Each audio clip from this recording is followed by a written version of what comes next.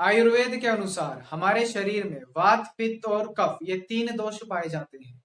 यदि इन तीनों में से कोई एक दोष भी इम्बैलेंस या असंतुलित हो जाता है तो हमारे शरीर को कई तरह की बीमारियां होने का खतरा रहता है। नमस्कार दोस्तों, मेरा नाम है अजय और आप देख रहे हैं अपना चैनल मैं भी योगी, जहां पर मैं आपको देता हूं सेहत से जुड़ी हुई बिल्कुल सही जानकारी।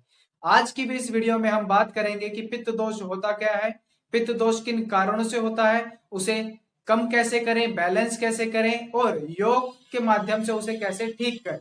तो वीडियो में आगे बढ़ने से पहले प्लीज चैनल को सब्सक्राइब जरूर करें और बेल आइकन को प्रेस जरूर करें ताकि आने वाली मेरी जितनी भी वीडियोस हैं वो आप तक जरूर पहुंच सके। पित्त होता क्या है?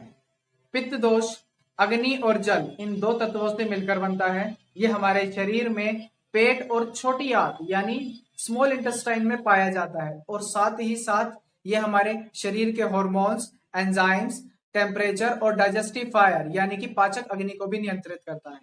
यदि किसी व्यक्ति में पित्त दोष बढ़ जाता है या पित्त बढ़ जाता है तो उसे पेट से जुड़ी हुई समस्याओं का सामना करना पड़ता है और अगर वो इसका उपचार नहीं कराता है तो भविष्य में भी उसे और भी गंभीर बीमारियां होने का खतरा बन जाता है। यदि आपको भी लगता है कि आपके शरीर में पित्त बढ़ गया है तो चिंता ना करें, वीडियो के लास्ट तक आपको जरूर पता लग जाएगा कि आपको अपने पित्त को कैसे बैलेंस करना है। जब शरीर में पित्त बढ़ जाता है तो कैसे पता लगाएं कि आपके शरीर में भी पित्त बढ़ गया? तो बहुत ही साधारण बेसिक से कुछ चीजें हैं जो कि मैं आपको आसानी से समझाता हूँ। जैसे मान लें आप धूप में निकले, आपको सिर में खुजली होने लगे। कई लोगों को देखा होगा धूप में निकलते ही सिर में खुजली होने लगती है या फिर हाथ और पाँव के तलवों में जलन होने लगती है। बिल्कुल ऐसा लगता है जैसे आग निकल रही है। साथ में शरीर के दूसरे अंगों से या शरीर के अंगों से बदबू आने लगती है, बहुत बदबू आती है। और तो और चिड़चिड़ापन रहता है, गुस्सा इनकी नाक पर बैठा रहता है। अगर आपको लगे 24 घंटा आपको गुस्सा आता रहता है तो आपको जांच करने की जरूरत है कि कहीं पित्त तो नहीं बढ़ा हुआ है। और तो और मुंह में कड़वा और खट्टा स्वाद भी इनको महसूस होता है जिनके शरीर में पित्त बढ़ जाता है। थकान रहती है, नींद में कमी भी रहती है। ये कुछ छोटे से बेसिक सी चीजें हैं जिनसे हम पता लगा लेते हैं कि शरीर में पित्त बढ़ा हुआ है। और भी कई कारण हैं, जैसे स्किन का कलर गाढ़ा हो जाना, जो आपका पहले कलर था वो पित्त बढ़ने के बाद गाढ़ा हो जाता है, या नाखूनों का रंग, स्किन का कलर, आंखों का कलर पीला पड़ जाना, शरीर पीला पड़ जाना, ये भी पित्त बढ़ने के लक्षण है।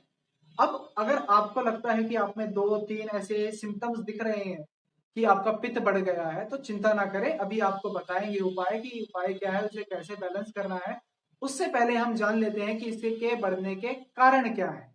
तो चलिए हम पहले जान लेते हैं कि पित्त बढ़ने के कारण क्या होते हैं। चलिए अब बात करते हैं पित्त बढ़ने के कारण। बहुत ही साधारण से हैं, सिंपल से हैं। आपको एक चीज से हमेशा दूरी बनाकर रखनी है, वो है एक्सेस या ज्यादा।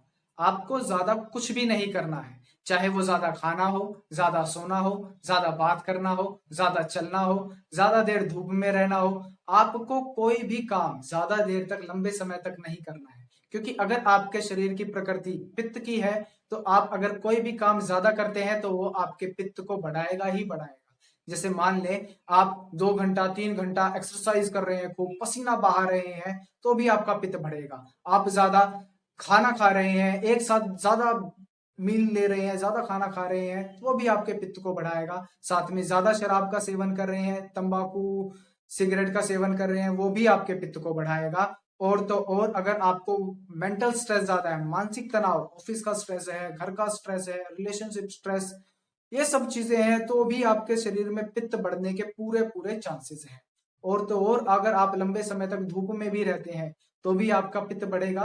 चटपटा खाना खाते हैं, मसालेदार खाना खाते हैं, बहुत तीखा खाना खाते हैं, तो भी पूरी पूरी संभावना है कि आपके शरीर में पित्त बढ़ेगा ही बढ़ेगा। पित्त को बैलेंस अगर आपको करना है तो ये इन बेसिक सी चीजों को याद रखना है कि आपको ऐसी कोई भी चीज नहीं करनी है एक्सेस में जो आपके शरीर में हीट को बढ़ाए। अदरवाइज आप कितनी भी दवाई ले लें, कितनी भी चीजें ले लें, वो बिल्कुल भी काम नहीं करेंगी जब तक आप अपने इन कारणों को ठीक नहीं करते हैं। आगे बताएंगे, अभी आपको मैं बताता हूं कि आपको कैसे अपने पित्त को बैलेंस करना है, पर ये बेसिक सी चीज ज्यादा याद रखनी है कि आपको ज्यादा कुछ भी नहीं करना है। अब बात करेंगे हम पित्त बढ़ने से क्या बीमारियां हो सकती है, कौन कौन से रोग हो सकते हैं। तो बहुत ही सिंपल है कि आपको अगर पित्त बढ़ जाता है शरीर में तो आपके स्किन डिजीज होने के आपको पूरा खतरा रहता है। आंखों से जुड़ी हुई समस्याएं, पेट से जुड़ी हुई समस्याएं, इंडाइजेशन, गैस, कॉन्स्टिपेशन, ये सब होने का बिल्कुल खतरा रहता है जिनके शरीर में पित्त बढ़ जाता है। तो जब तक अगर आपको लगता है कि अगर आपके शरीर में पित्त बढ़ गया है, तो जब तक आप उसे ठीक नहीं करेंगे आपको समस्याएं देखने को मिलेंगी ही मिलेंगी। और आयुर्वेद के अनुसार लगभग 40 से ज्यादा तरह के रोग आपको हो सकते हैं खाली पित्त के इम्बैलेंस से। इसीलिए पित्त को बैलेंस करना बहुत ही ज्यादा जरूरी है, जिसकी चर्चा अभी हम करते हैं। चलिए अब बात करते हैं कि बढ़े हुए पित्त को बैलेंस कैसे करें। देखिए, यदि आपको ना केवल पित्त, कफ और वात, अगर आप तीनों दोषों को बैलेंस करना चाहते हैं, कोई भी दोष को बैलेंस करना चाहते हैं, तो सबसे पहले आपको अपने भोजन को, आहार को ठीक करना होगा। दूसरा, अपने लाइफस्टाइल को ठीक करना होगा। यदि आप इन दोनों को नहीं करते हैं तो आप कितनी भी दवाइयां ले लें, कितना भी कुछ कर लें, प्रयास कर लें, आपका कोई भी दोष बैलेंस होगा ही नहीं, चाहे आप कितना भी प्रयास कर लें। फिर भी अगर आप पित्त को बैलेंस करना चाहते हैं तो इन चीजों का ध्यान रखें। घी का सेवन आप ज्यादा से ज्यादा कर सकते हैं। शुद्ध गाय का देसी घी अगर आपको मिल जाता है तो ये आपके लिए संजीवनी बूटी से कम नहीं है। पेट से जुड़ी हुई हर समस्या में ये बहुत ही लाभ पहुंचाता है। दूसरा, अगर आप ज्यादा मिर्च मसाले का सेवन करते हैं तो उसे कम करें। कम मिर्च मसाले वाले भोजन को आप अपनाएं, कम नमक वाले नमकीन पदार्थों को आप अपनाएं। इससे भी आपका पित्त जो है वो बैलेंस होगा। ज्यादा मेहनत करने से बचें। बहुत ही एक्सेस आप फिजिकल वर्क ना करें। साथ में मेंटल स्ट्रेस, मेंटल वर्क भी ज्यादा ना करें, ब्रेक ले लेकर करें। थोड़ा सा रेस्ट दें अपने आप को।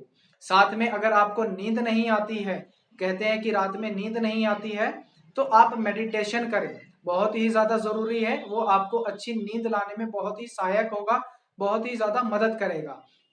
उसके बाद अगर आपको फलों में जाना है तो आप खरबूजा खा सकते हैं, तरबूज खा सकते हैं। जितने भी पानी वाले जितने भी फूड है, फल है, सब्जियां हैं, वो आप ज्यादा खाएं। जैसे खीरा आप खा सकते हैं, और गाजर आप खा सकते हैं, आलू भी खा सकते हैं, और आप हरी पत्तेदार सब्जियों का सेवन भी आप कर सकते हैं। ये भी आपके पित्त को बैलेंस करेगा।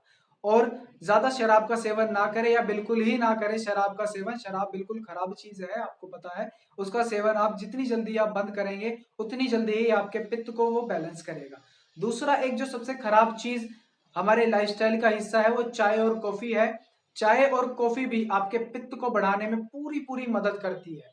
तो इसलिए अगर आपको पित्त को बैलेंस करना है तो आपको चाय और कॉफी को छोड़ना पड़ेगा। कम ना करें, बिल्कुल छोड़ ही दें, तभी आपका जो पित्त है वो बैलेंस हो पाएगा। तो ये सब कुछ चीजें हैं जिनका आप अगर अच्छे से ध्यान रखते हैं, इन्हें अपनी लाइफ में अपनाते हैं, तो आपको पित्त बढ़ने की जो शिकायत है वो आपकी कम हो जाएगी। अब करें लाइफस्टाइल की बात, तो ध्यान रहे आपको ज्यादा एक्सरसाइज नहीं करनी है। आधा घंटा 1 घंटा योग अभ्यास करें, सबसे ज्यादा अच्छा है। कौन सा योग अभ्यास करना है उसके बारे में मैं अभी आपको बताता हूँ। साथ में आप ज्यादा गुस्सा ना करें। आपको गुस्सा आएगा, पर आपको कोशिश करनी है कि आपको गुस्सा नहीं करना है, आपको अपने ऊपर संयम रखना है। क्योंकि बार बार गुस्सा करने से भी पित्त बढ़ता है। आप अगर जब देखेंगे, जब आप मेडिटेशन करने लगेंगे, प्राणायाम करने लगेंगे, योग का अभ्यास करने लगेंगे, तो आपके गुस्से में भी कमी आनी अपने आप शुरू हो जाएगी। इसलिए योग का अभ्यास आपको नियमित रूप से करना ही करना है। चलिए अब बात करते हैं आपको किस प्रकार का योग अभ्यास करना है। देखिए, आपके शरीर में वात, पित्त और कफ अगर तीनों इम्बैलेंस है, कोई एक है, दो है, सबको अपने शरीर के अनुसार, अपनी प्रकृति के अनुसार ही योग का अभ्यास करना चाहिए। जिनके शरीर में कफ बढ़ा हुआ है उन्हें कफ के अनुसार ही अपना योग अभ्यास करना चाहिए। जिनके शरीर में वात बढ़ा हुआ है उन्हें वात के अनुसार ही, वात को कम करने वाला ही योग अभ्यास करना चाहिए। अब बात करते हैं बढ़े हुए पित्त में कौन सा योग अभ्यास करें, कौन सा आसन करें। ध्यान रखें, एक चीज का बिल्कुल साधारण सी है कि आपको कोई भी पोस्चर लंबे समय तक होल्ड नहीं करना है। अगर आपके शरीर में पित्त बढ़ा हुआ है तो कोई भी पोस्चर आपको लंबे समय तक होल्ड नहीं करना है। ना ही आपको इन्वर्जन पोज को ज्यादा देर तक करना है। उससे होगा क्या, जब भी आप शीर्षासन जैसे इन्वर्जन पोज करते हैं तो जो आपका पित्त बढ़ा हुआ है वो आपके सिर की ओर जाएगा, जिससे कि आपके बाल जो है वो जल्दी पकने लगेंगे, नेत्र रोग आपको जल्दी होने लगेंगे। तो ज्यादा देर तक आपको होल्ड नहीं करना है। दूसरा, सूर्य नमस्कार के ज्यादा राउंड आपको नहीं करने हैं, बहुत ही कम करें और धीरे धीरे करें, फास्ट बिल्कुल नहीं करने हैं अगर पित्त बढ़ा हुआ है तो। फिर आप क्या कर सकते हैं, लेटरल साइड बेंडिंग या ट्विस्टिंग पोस्चर को आप ज्यादा से ज्यादा करें, अच्छे से करें। चैलेंजिंग ज्यादा अपने योग अभ्यास को ना बनाएं, सिंपल साधारण तरीके से योग अभ्यास करें, वो आपको लाभ देगा। साथ में प्राणायाम का ज्यादा अभ्यास करें। प्राणायाम ही आपके शरीर को ठंडक देगा और तो और आपके बढ़े हुए पित्त को कम करेगा। कौन सा प्राणायाम करें? तो प्राणायाम में आप शीतली और शीतकारी ये दोनों ही प्राणायाम कर सकते हैं, और साथ में आप कपालभाति और भस्त्रिका को कम करें। भस्त्रिका ना ही करें, कपालभाति कर सकते हैं पर उसके राउंड्स को कम करें, और साथ में अनुलोम विलोम और भ्रामरी जरूर करें। ये आप प्राणायाम करें, ये आपको बहुत ही ज्यादा लाभ देंगे। और कोशिश करें ठंडे एटमॉस्फेयर में आप योग अभ्यास करने की। मान लें अगर आप घर में करते हैं तो थोड़ा सा वातावरण को फैन वगैरह चलाकर रखें, गर्म ना होने दें, जिससे कि आपका जो पित्त बढ़ा हुआ है उसमें कोई दिक्कत ना हो, वो कम हो। अगर आप पार्क वगैरह में आप अगर प्रैक्टिस करते हैं, योग का अभ्यास करते हैं, तो कोशिश करें सूर्योदय से पहले ही आप अभ्यास कर लें, जिससे कि आपका जो पित्त है वो बैलेंस होने में आपको मदद मिल जाए।